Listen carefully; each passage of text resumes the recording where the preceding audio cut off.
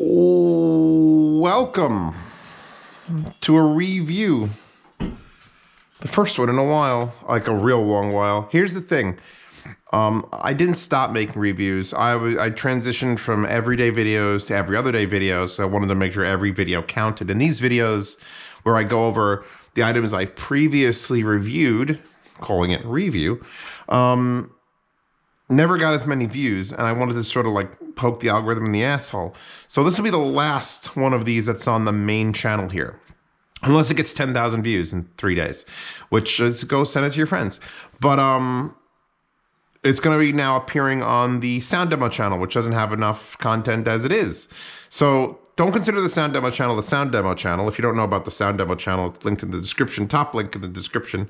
That will now become basically Zeos's second channel, whereas the unboxing channel will be strictly unboxings. And then the second channel, which might just be interesting stuff that I do where I'm not super concerned about YouTube policies and things. So subscribe to that because that'll be interesting. But anyway, we're on episode, what episode, hold on. Episode 20, because episode 19, which released on May 26, 2021. I'm filming this. It's not quite New Year's Eve. Tomorrow's New Year's Eve. So I'm filming this, and I have videos scheduled all the way to the 9th of January. But I've had that wallpaper. Here's how I did this. I set the wallpaper immediately after I finished the previous review, which was May. I put this wallpaper on, and I'm like, all right, I'll do my next review. That'll change that wallpaper. How the fuck have I had a wallpaper for 7 months? I don't know. So last review, oh God, I'm using Edge instead of Chrome because I think it loads faster. I use Firefox, but you know, for this stupid purpose, we're gonna blow it up so you could see it. Chrome is giving me issues, and it sucks. I have to scroll down through my entire list. In case you don't know, by the way, there are 19 other ones of these. Playlist link also in the description, and that wallpaper available in the description. So here we go. I've just swallowed a bunch of honey so I can speak. The MDR1000x, a better Bluetooth, hold on, headphone. Oh, it's a creative title there, Zeos. Way to go. So those were Sony's first real big boy Bluetooth headphone. And I'm trying to think what the competition was. Was Bose the thing? Because that didn't say noise canceling. It might not even be noise canceling. It was just Bluetooth headphones were like a new thing in 4 years ago, apparently. Jesus Christ, this hobby. I put on my Zeos, link in the description, a plant heater mat. See, this is a seed starter plant heater mat. So under here is a heating pad. So when I use my mouse, it's nice and warm. It's not scheduled to turn on.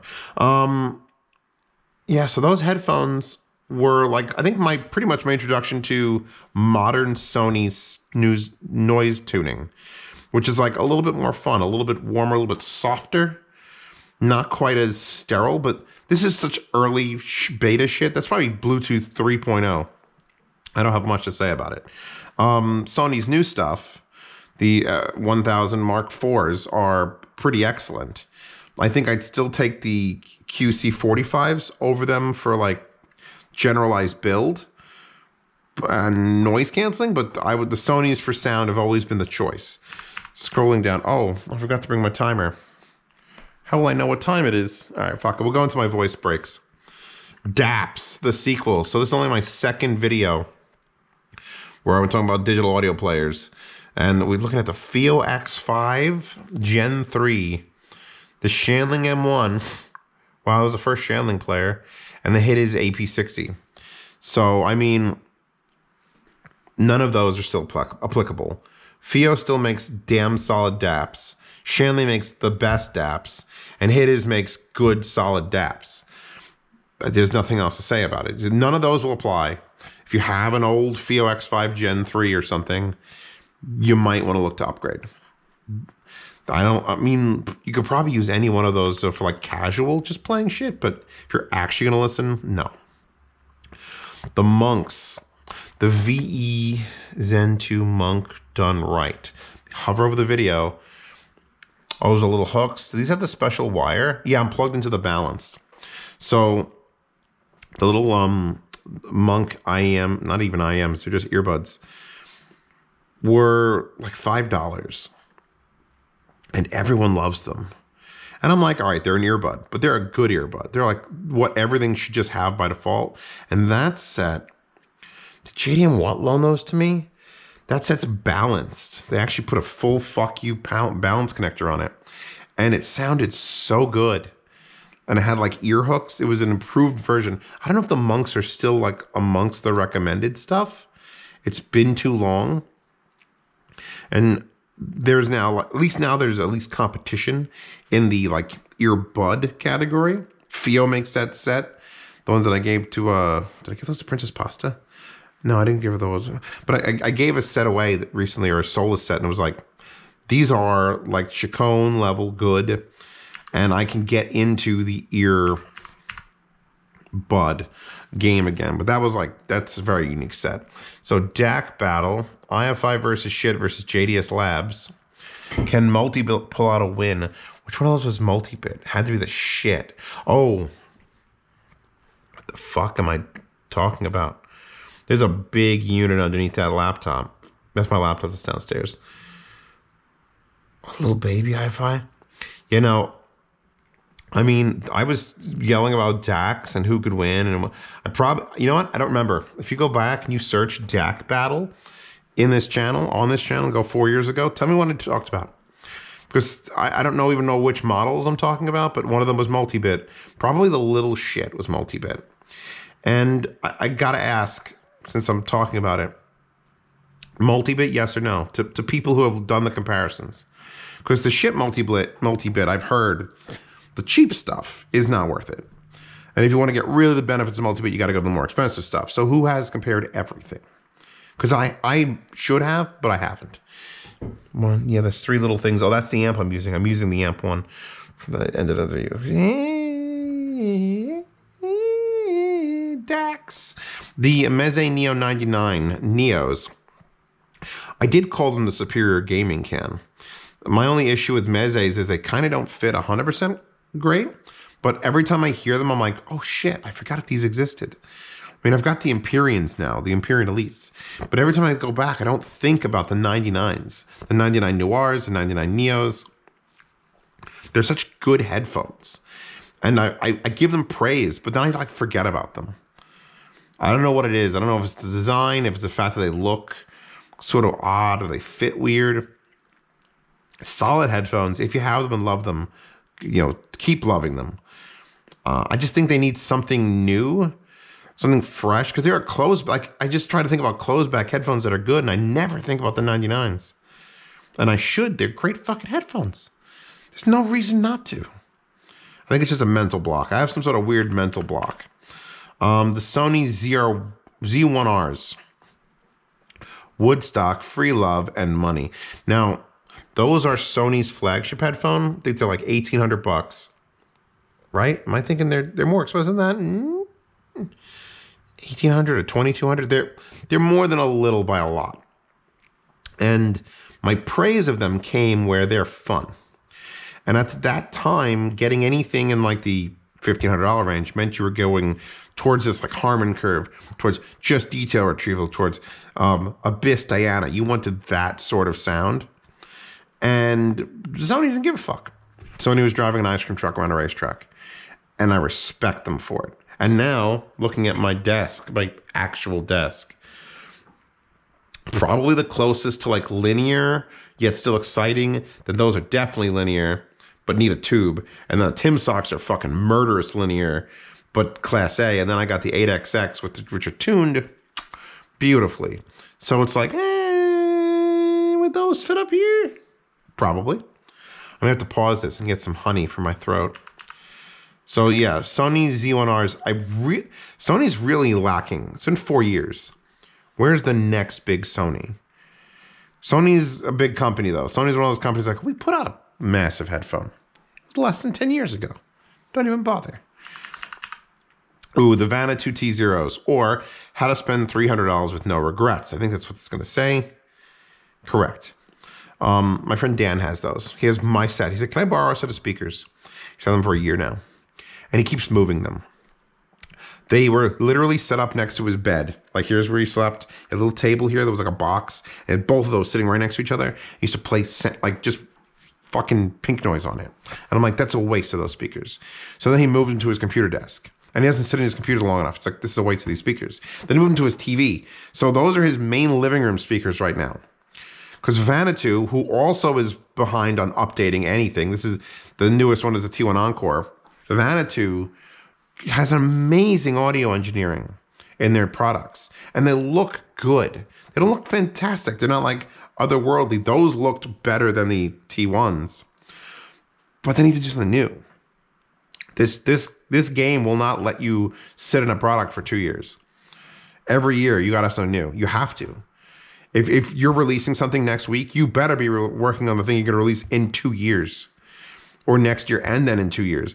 Because I barely recommend Vanatus anymore. When people ask me what speakers they want, and I'm like, because they're just not fresh in my head. You need a fresh new product. But I look back on this and go, shit, yeah, of course you'd get the Vanatu T0s. They're fucking amazing. Why wouldn't you? All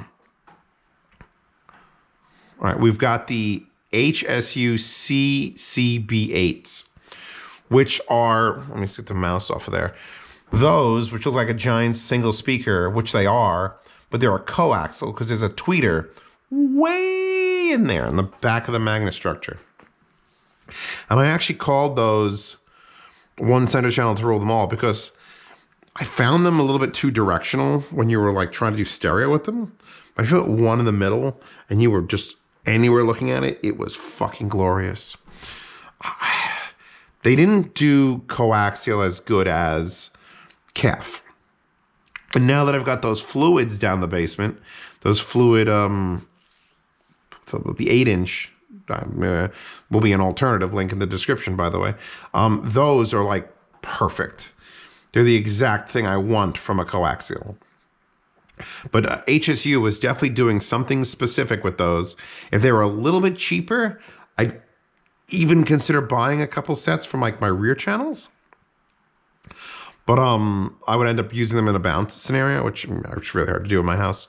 Okay, RMath post-game stream with Joshua Valor and DMS. So streamed 3 years ago. That was when I made the bet with Josh. Around this time was the event where he bet me I would hit 250,000 subscribers. I don't know what I was at 3 years ago.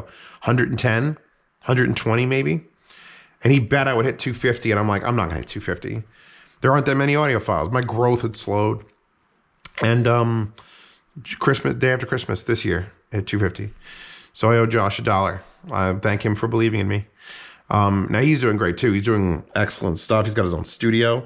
I don't actually watch or follow other reviewers. It bothers me to like know what they're talking about, what their opinions are. So I just avoid it entirely. But DMS linked me to his video where he built the speaker stands that go up and down. And I'm like, that's a very Zeos thing to do. I love it. But I wouldn't do it. I don't know if I would do it. I don't know if I have the need to do it. I thought about a speaker carousel, which would let me change like 8 different speakers. And they would just change the contact point. Another video. IEM Shootout number 4. Again, this is before I was regularly doing IEMs. So having an IEM Shootout number 4, which I'm not even... I guarantee you... What do we... Go away, mouse. I don't recognize any of those logos or cases. None of these IEMs matter. Honestly, like the speakers, like the Vanatus, those will still be relevant for 5 or 6 years. So as much as I say you need to innovate and make a new thing, speakers, when you make a good set, you get 4 or 5 years where that speaker is still relevant. Where technology, especially in a self-powered one like the Vanatus, the technology doesn't change enough that you don't have to worry like super bad. Newer Bluetooth, new connectivity. IEMs, you would think the opposite. You would think IEMs would last even longer because, it's just a thing. But IEM tech, every 6 months reinvents itself. Every IEM I've reviewed that's more than 3 years old, don't even look at it. Don't even fucking look at it. Like the Kinera Nanas were my baby. Then less than a year later, the Nanas 2.0 came out, And they were even better, and they didn't change in price. They just threw away whatever they did. I mean, and now that the fucking Kanto, the Moondrop Katos are out, and it's like, how did those sound like that for that money? Like, technology just clawing forward at lightning speed for IEM. So any of these old IEM shootouts are just fucking useless. A lot of them you can't even find. The lifetime span of an IEM is so fucking low. Like, they start making it, they make it, they're done. 3, 4, 6 months later. Whatever the longest running IEM build is, because I guarantee you it's not long. Twitch announcement? Z is now on Twitch. When I started Twitch streaming 4 years ago, Z is now on Twitch 2 days a week, maybe. Yeah, I've been doing 2 days a week for a long time. IEM's number 5. Again, let's see, can I tell? Brainwaves IEMs, those are never great. Built well, nice cases. That book looks familiar. That might be the One More's. One More makes some decent ones. There you go. The little Pico projector. Still have it. Still think the plastic's amazing. Can't find the remote. I should actually watch this video, see what the fuck the remote control looks for. It's the one thing that I lost in the move from my apartments to here. The one item that I could say every time, did you lose anything in the move? The remote control for that little projector. That's it. I lost nothing else. Everything else was in place. I knew where my cups were. I knew where my IEMs, my pads, everything else. Just the remote control of that little Pico projector, that one there. The projector.com projector. It had no name. Patreon month yard sale announcement. Oh, God. All right, the Monoprice Tubeamp with Bluetooth. If you think Zeos only recently started hating on things like the Death on Right Prelude and whatever the triple win headphone, go back to the Monoprice Tubeamp with Bluetooth. That thing was the shit, but not in the good way. In the, this is literally a pile of shit. And not just any shit, the shit. This is the shittiest shit you've ever shitted. And it was sharp, and it was hot, and it was bad. Bad. Stop it. And then there was this, which was a GemTune PA1501, a PPJ speaker tube amp, which I got on Amazon for like $120, $180. Did I buy that or did I borrow that? Because I don't have it. I don't remember using it after this review, but I liked it. I liked it a lot. I'm pushing the fucking Fortes with it, I think. Wow, I had the original. Those are the Forte 3s. I have the Forte 4s in there now. Man, time is wild. IEM Shootout number 6. Again, the Bloodbath. Why is it called the Bloodbath? Oh, that's why it's called the Bloodbath, because I recognize some of these. Those were good. Those were okay. Those were and those are Audiophiles. Audiophile AF120s. That was it. That was the only IEM you fucking needed. Those were the first IEM that actually sold me that IEMs could be more than just a convenience item, and you could actually beat headphones with an IEM. I wish Audiophile, not IFI. I'm sick. Get over COVID. I wish Audiophile came out with something in a different, like really reach for it, because they're an Australian IEM manufacturer, which is fucking weird.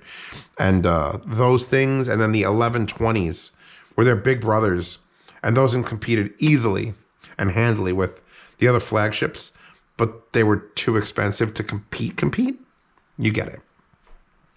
Valhalla 2, a shitty tube amp. Get it? I just did the Valhalla 3. No, I did the Asgard 3. Have I done the Valhalla? Is there a Valhalla 3? This is 4 years old. Shit products in general are good. Good enough. This is nice and warm now, by the way. I almost never recommend them. And I feel bad because they're an American company and the people that work there are nice. But they have certain design things that I just like, shutting off power in the back. Shut off power in the front.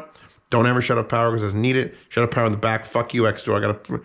But it's not just that. It's like everything works to like 92% of what I expect. The only thing that blew me away was like their Magnus Modius stack. Like that thing punched way above its price point. But then they pull out like $500 tube amps and $800 things and Ragnaroks. It's like, yeah, I get it. It's weird because they're weird. They're slightly different. And I wish they weren't as different. I know there's shit fanboys out there who are going to yell at me for this part of the video. You could run a dislike, but no one's going to see it. It's very fucked. I don't like the fact that there's no dislikes. But Valhalla stuff and anything shit really comes to mind like dead last.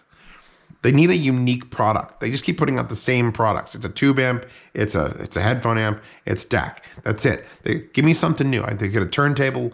Give me a couple more combos besides the Jotunheim, besides the fucking full of the. I don't know.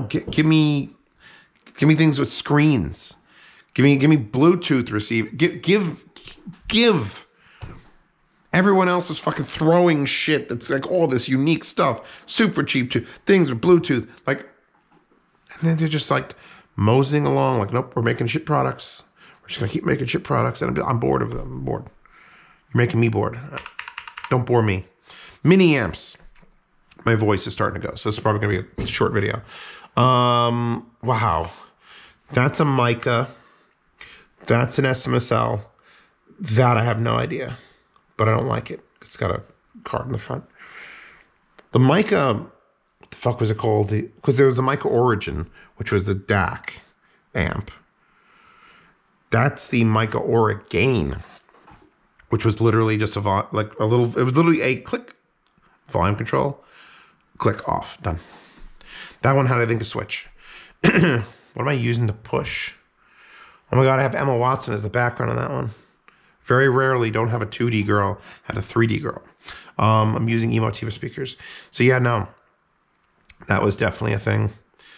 Still like the mica Aura Gain. The SMSL, I haven't looked at their new line. Not sure about that middle one. All right, last one, because then it goes to yard sales. Grado GS1000s. Have these downstairs on my wall.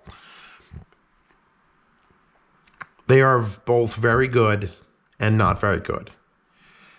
I have them because the guy sold them to me for $500.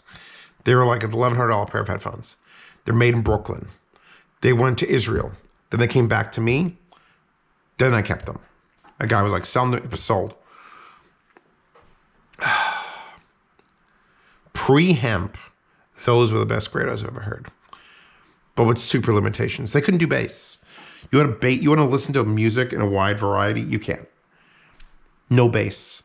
Just whispers and violins and female vocals. That was it. That was all the GS1000s could do.